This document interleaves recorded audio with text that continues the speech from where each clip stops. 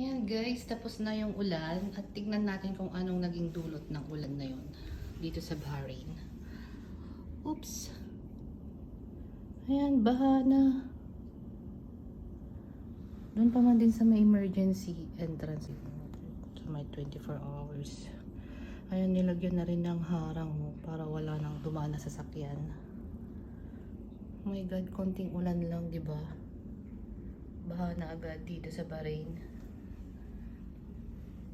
Yan, pero nalinisan yung window ko. O, di ba? Clear na siya.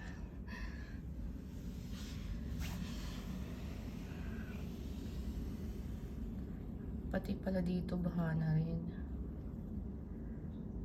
Kaya wala nang nadaang mga sasakyan.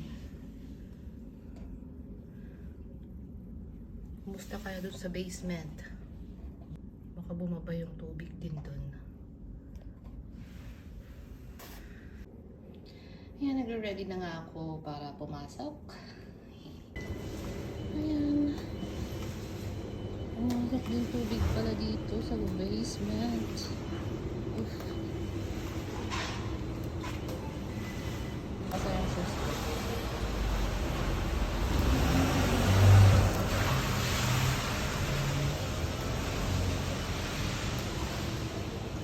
It's flood.